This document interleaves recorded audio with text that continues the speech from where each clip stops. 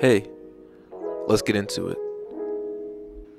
Painting white and other light values can be difficult without much experience. Luckily, I'm certified for such a task.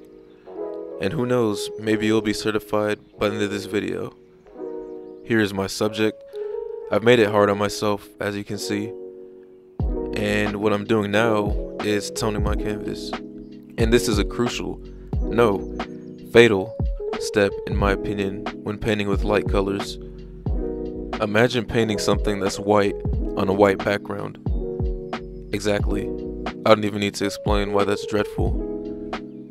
The next thing we want to do is build up from dark to light. Why, you ask? Well, doing so helps gauge where you're at in building up those final white highlights. So we've essentially set up a roadmap so you don't get lost along the way. And trust me, this is not a place where you want to get lost. Now, when painting white, you're not going to have a lot of wiggle room when it comes to contrast in a lot of cases. So what'll be your best friend in this situation is balancing out warm and cool temperatures within the white. Pretty much what I'm getting at here is when something's white, it's not just white. I know what you're thinking. Those eggs look pretty white to me.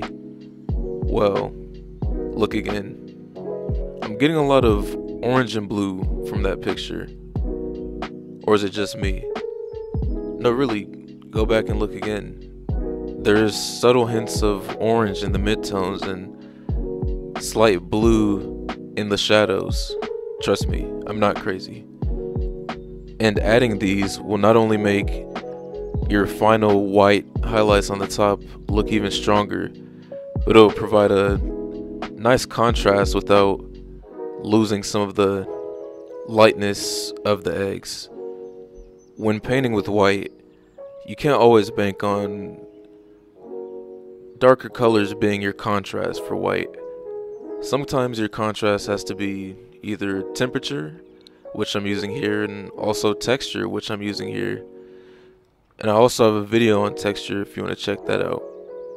The reason I'm using a palette knife for this portion rather than a brush is because not only does this allow me to apply more paint to the surface, but it also prevents from having the paint mixed in with all the other colors that are already on the canvas.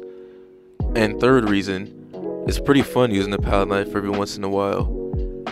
If you haven't used it, well, what are you waiting for? Go ahead and try it.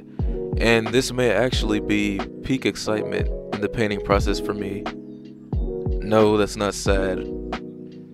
Well, maybe it is. Don't judge me. This is the part of the painting I like to call the home stretch. No, I couldn't think of anything cooler. We're just gonna stick with that. Pretty much what I'm doing here is just taking titanium white straight out the tube and applying it with my palette knife. I mean, I can't go any lighter than this. That's why I've built up from the beginning, so that when I add this in there, everything will look bright and white like it's supposed to. Did I mention how satisfying this was? Yeah, it's just me. Let me know in the comments down below if you think so as well. Sometimes it's the little things as a painter that get you excited. So I continued this process with white straight from the tube and applied it very thick on there. There's no rhyme or reason to this, just freestyling it, going with the grain of the egg. Alright, that didn't sound right, but you know what I mean. Going in the circular shape of the egg, or whatever shape an egg is. I guess egg shape. Also, if your eggs have grain, then I don't know, I just wouldn't recommend.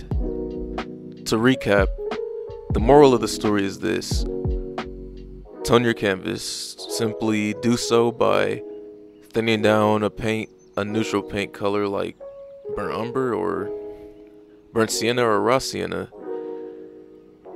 Pretty much any brown.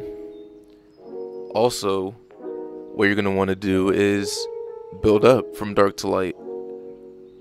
that helps you gauge the colors and also to create contrast within your white.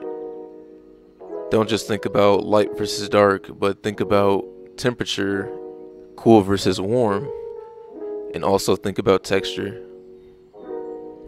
Now, after seeing all of that, care to subscribe? I would if I were you, just saying.